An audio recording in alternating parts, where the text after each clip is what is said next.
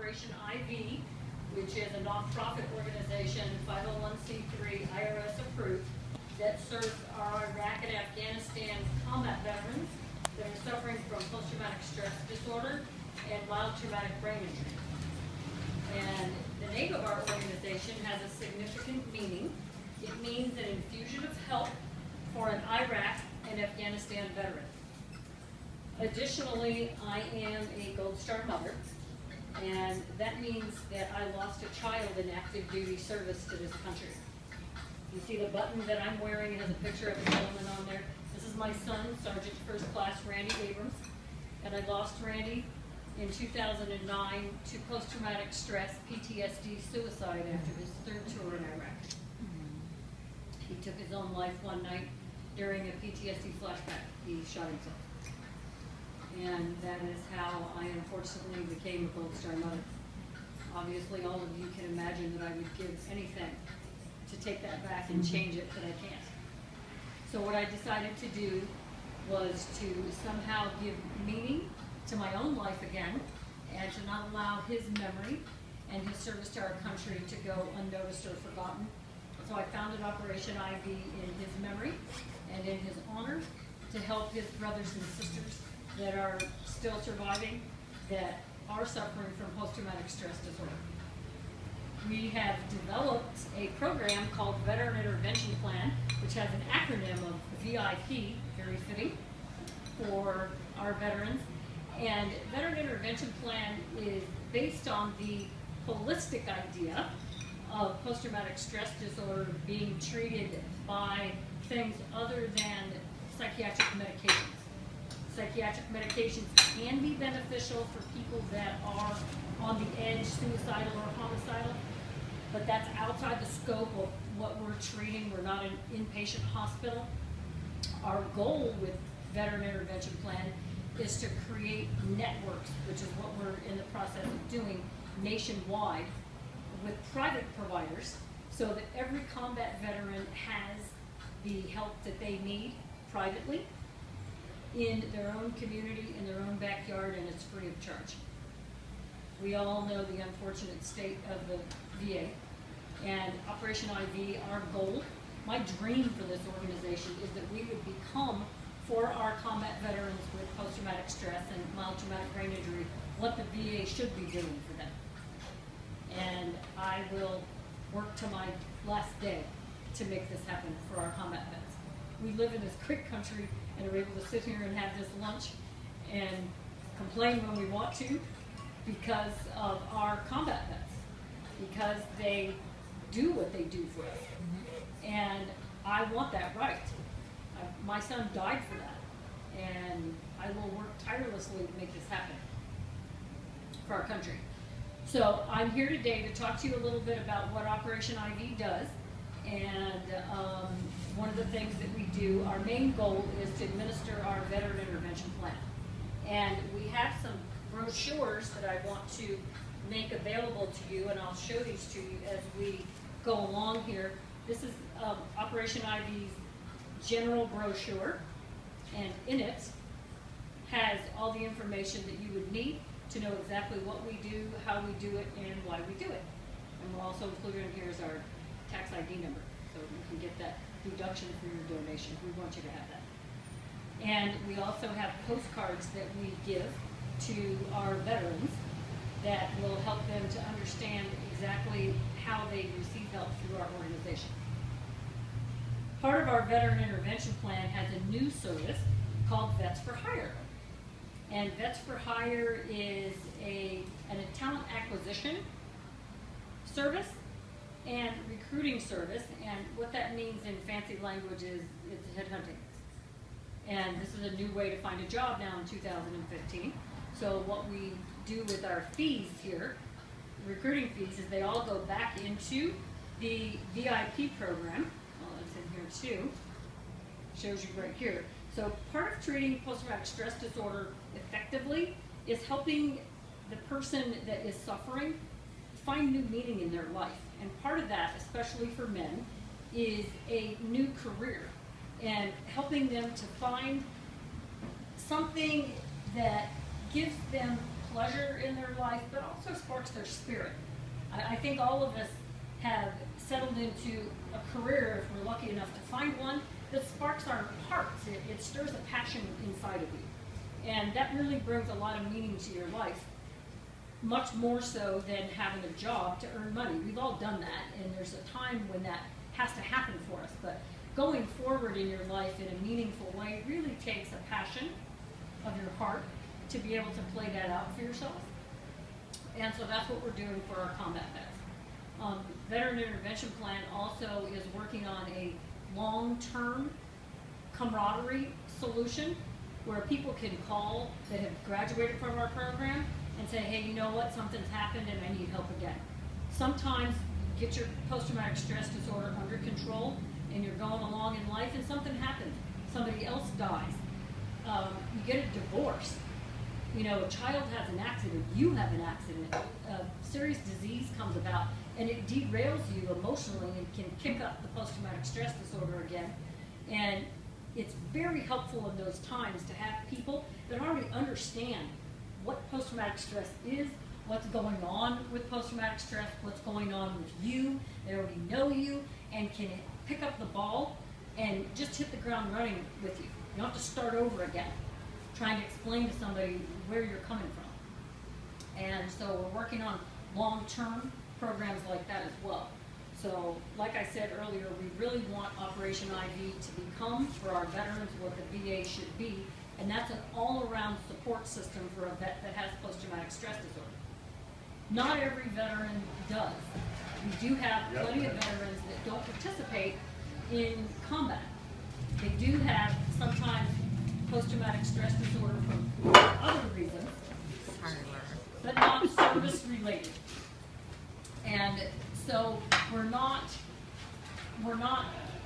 taking our veterans that don't have post-traumatic stress disorder and not helping them. We're just focusing on the combat vets that do have post-traumatic stress disorder that's from combat. And this isn't a new problem. This is something that's been going on with our veterans for a very long time. It has been eloquently ignored for years and years and years. And I think it's been, part of the reason it's been ignored is because it's been misunderstood. And as human beings, what we don't understand, we tend to be afraid of and don't want to deal with. And I believe that the time for dealing with this is now. Post-traumatic stress disorder is becoming much more prevalent in our society because some of the traumatic things that have been happening to our citizens on a whole, the shootings that we have at different schools, the horrible shooting at the church, all those people that are still living that were there will experience post-traumatic stress disorder for the rest of their lives. You can't ever get away from that. But there are successful ways to manage it. And I know that from personal experience. I also have post-traumatic stress disorder that has nothing to do with my son. My son was in the 3rd ID out of Fort Stewart that came out of that was gone into Baghdad, the first unit that started the Iraq War. Do you remember when we were watching the night vision on TV? Right. You were watching my son's unit. That's where Randy was. And the 2nd day of that war, March 21st, 2003, I was the victim of an armed robbery in my retail store. I had a man with a gun come in at 3:30 on a Friday afternoon and point it in my face, threatened to kill me, took my purse, stole the money out of the cash drawer, and locked me in the closet in the back of my store. Thank God, and I mean that literally, I wasn't raped, beaten, murdered, or some version of all three. 5 months later, I was a rescuer of a child, 9 years old, that was a victim of a near hanging accident. I'm the one that gave him CPR that saved his life. He has a serious traumatic brain injury because of that. And because this child was close to me, I spent 2 years researching traumatic brain injury to the nth degree. I do have a doctorate. I have a doctorate in law, and so I'm not a medical doctor, but at this point I feel like I know more about traumatic brain injury than a lot of physicians because I studied that for so long. So that gives me some of the expertise to deal with our mild traumatic brain injuries with our veterans. But those two instances together created a post-traumatic stress disorder syndrome in me. And our private mental health situation in 2003, and even to this day, still doesn't know what to do for me to help me.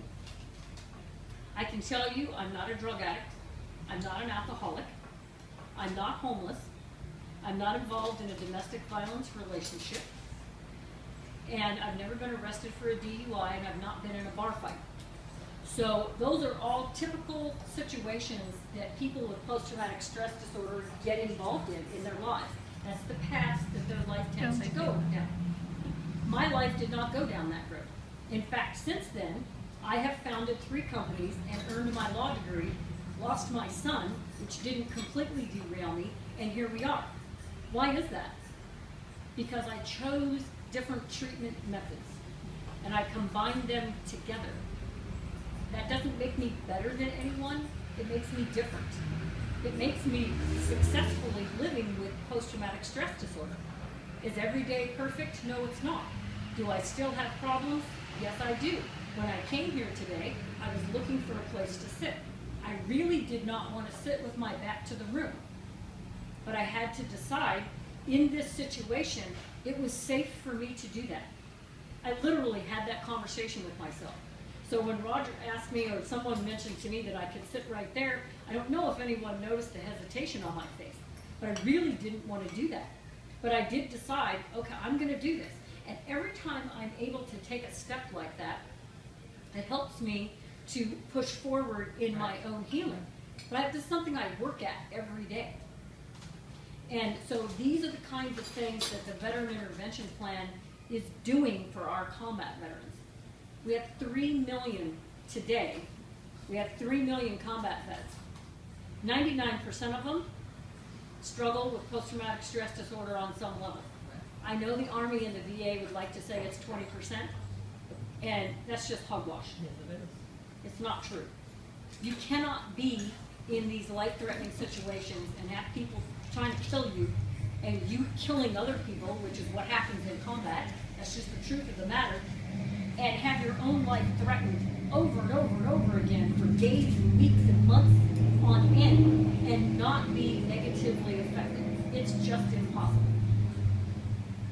So Operation IV has taken all of these realistic things into consideration and has created the VIP program. It will be an ever-evolving program that will improve as time goes on and help our combat vets earn back the American life that they fight for. Amen. They fight for us to be able to live in this safe environment. And for the most part, we do. And I'm eternally grateful to live in this country. I know we have a lot of problems and there's a lot of things that are wrong. I would not choose to live anyplace else. If I did, I would go somewhere else. But I don't. And so I want to make this America the best America that we can be. And part of that is making sure that we have people that will enlist and will go to combat for us. Okay. And at this point in time, there's a lot of people that are saying, look what happens to our combat vets when they come back. Why would I want to go and enlist in the military? I have another son. My other son said to me when his brother died, well, Mom, it was either that, suicide, or he gets to live on the streets of LA as a drug addict and an alcoholic. Oh, God. And that just broke my heart, yes. And I started crying again. And I said, you know, after you put your life on the line and defend our country, that's what you get? That's the thanks we give you? Not on my watch. And Operation IV was born. I just can't sit by and watch all of our combat veterans suffer and die. The suicide rate for combat vets today is at 22 to 23 combat veterans every day. Yes, I've heard that. I can't sit by and watch people die and not help them. One of the other significant parts of our Veteran Intervention Plan is service dogs, post-traumatic stress service dogs. Service dogs work. The VA will not pay for, nor will the military provide a service dog for a post-traumatic stress only veteran. They have to have some type of physical disability that warrants the service dog, or the military or the VA will not provide them one. We're changing that. We know that service dogs save lives. Those dogs are trained to stop these flashbacks and to stop these anxiety escalations that cause these suicides. If my son would have had a service dog, he'd still be alive today. Right. So for the cost of a service dog, my son could still be here. Would save a life. These dogs save lives every day. So that's the other part of our program that we're working on. We have many services, which you can see in our brochure. We have a t-shirt that says, "Save a pet, save a vet." And the reason we have that t-shirt, and unfortunately I don't have one of those here with me today, is because we're looking to use shelter and rescue dogs as much as possible.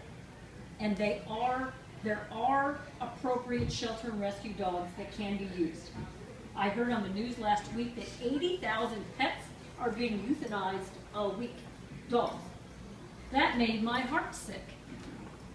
So why not solve two social problems in one with Save a Pet, Save a Vet?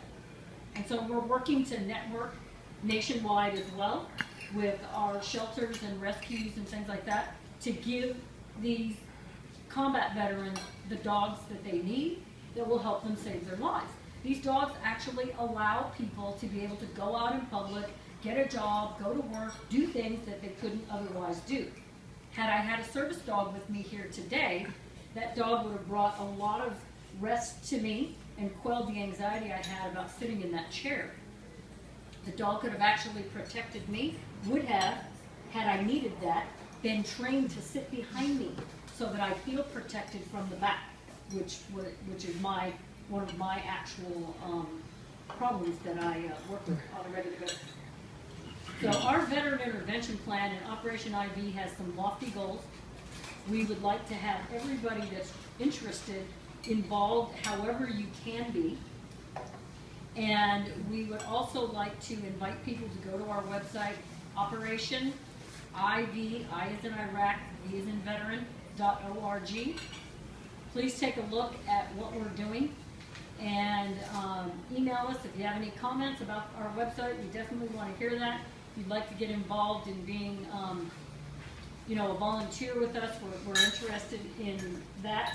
We are looking for people that are serious about making some changes for our combat vets. Mm-hmm. Nice website.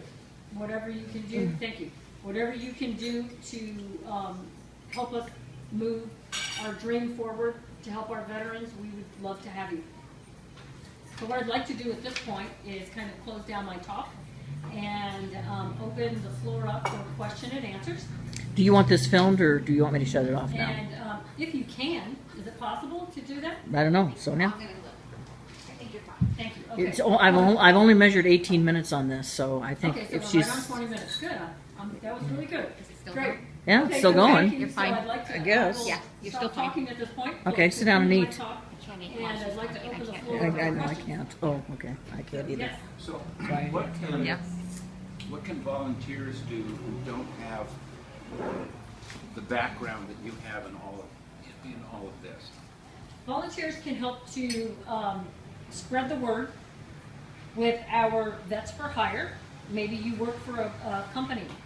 Bigger corporations are ones that tend to use the talent acquisition and recruiting services of staffing agencies and things like that to help spread the word, because they pay a fee to us for hiring the right veteran to fill their employment slots, their open employment slots. Though that money that we earn from this goes back to fund the medical services in the VIP program.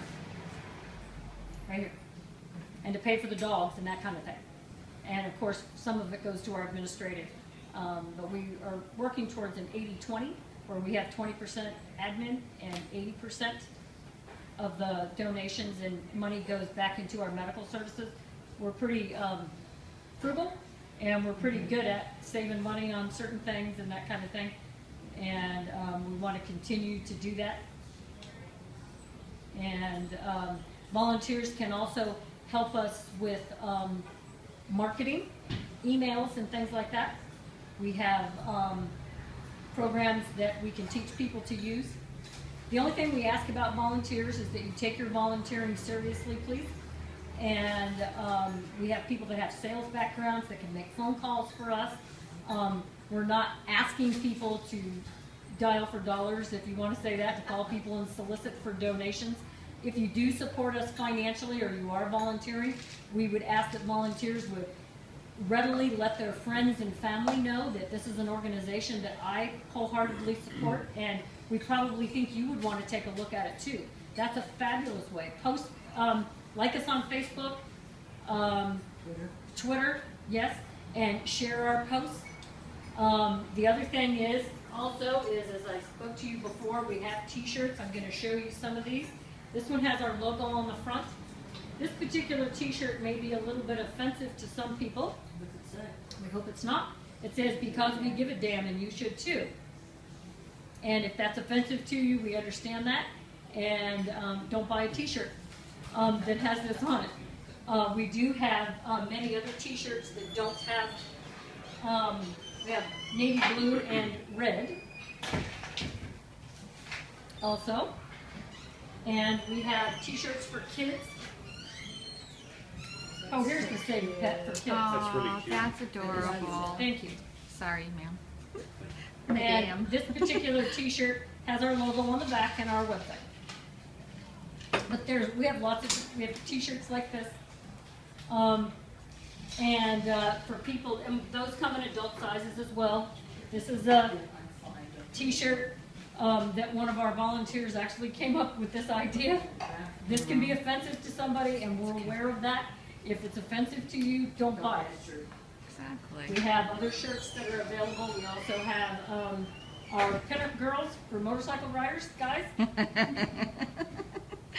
And let's see, what's the other one? Oh, this one is a PTSD fundraiser. We have first aid kits that are branded with Operation IV. It's a 71-piece kit. We sell them for $35. The money goes back into our VIP program.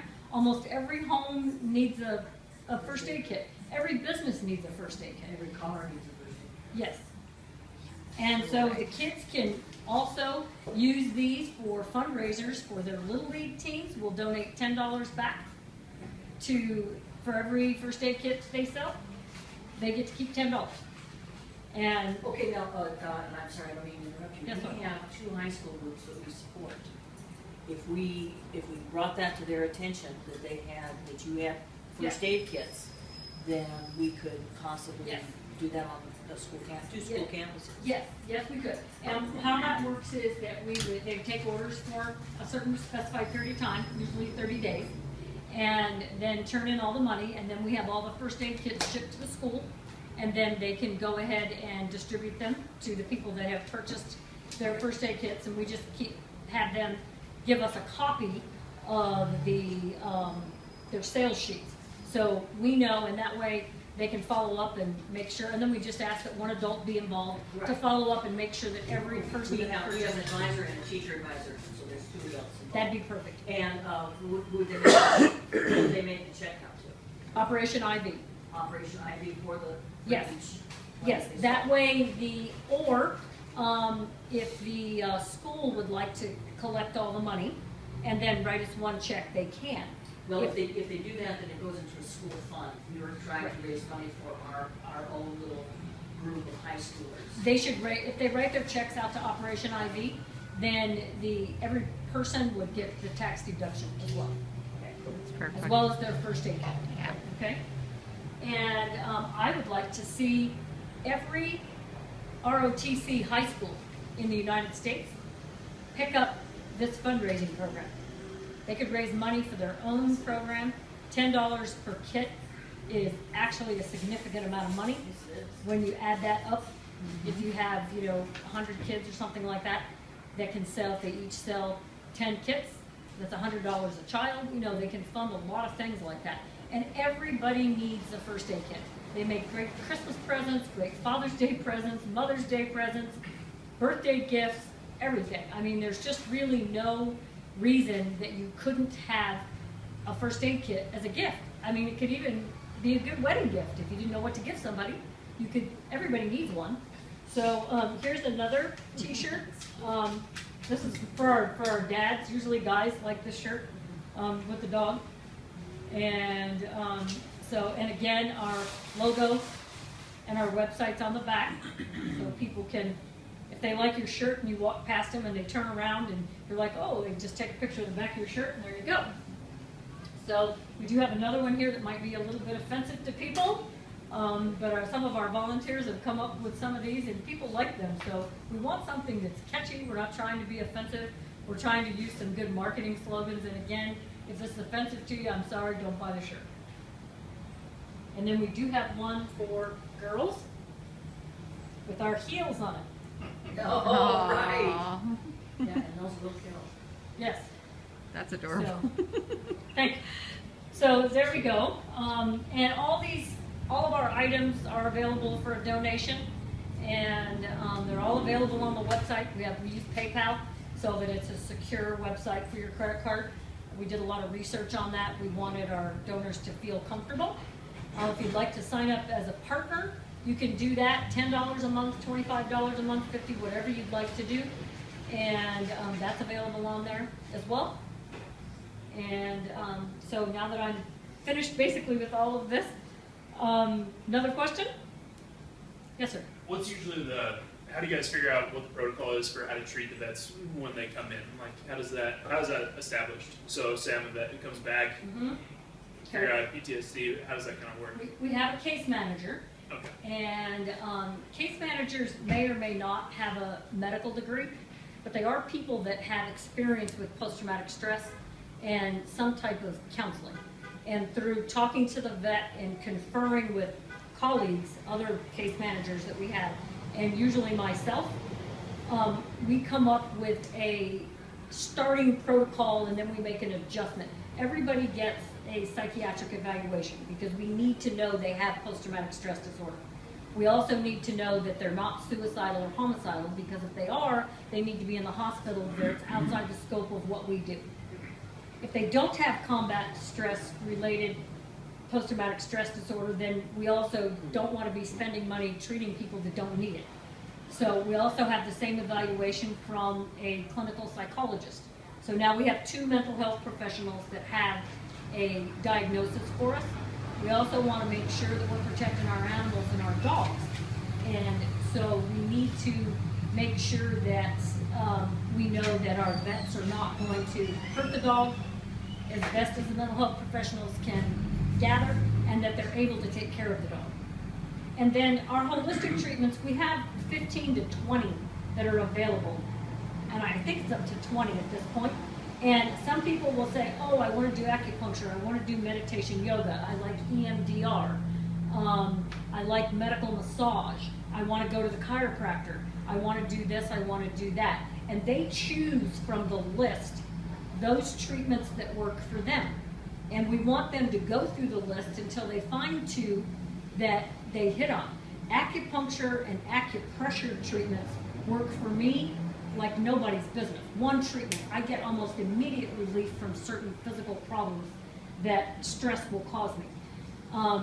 Obviously, we're not going to recommend acupuncture to somebody that's afraid of needles, right? So we want people to help, we want them to look at the list and say, you know, choose these and see what's happening. See if these help you. Maybe you know, maybe you don't. And then we adjust from there until we come up with their optimal treatment. The other part of the program is a vets group. They need somebody to talk to that understands their problems. And a lot of people that have not been in that situation don't understand what they're going through in detail. That's not going to get upset about what they're saying. Most of us can't stand to hear what they experienced. So the vet-to-vet group, so some things are standard like that, and then the alternative treatments, anxiety reduction treatments, are customized per veteran. And then maybe and psychiatrists don't do therapy anymore. So then we see the psychiatrist once a month for a meds check if they're on meds or just for an evaluation. So we have that medical protocol to say month 1 you were at level 7, let's say on a scale of 1 to 10. Month 2 you're at level 6. month 3 or level 5, so we can see their stress is going down. We want to know what's working. And so as we're documenting our patients' treatments, we're also creating a study. So in the end of 5 years, we will have accumulative accepted data, because our electronic health records, EHRs, have locked doctor's notes. So if you went in there as the chiropractor, you put your notes in, we want you to answer certain questions, they're locked. No one can change those. So you as the physician have put in your personal opinion, which is what we are working off of, to make sure that your opinion and your recommendations are set in stone and no one's going to change what you said. Does that answer your question? Yeah, absolutely. Okay, great. Any other questions? No? All right, let's let Dr. Bishop sit down and Thank you. Thank you very much.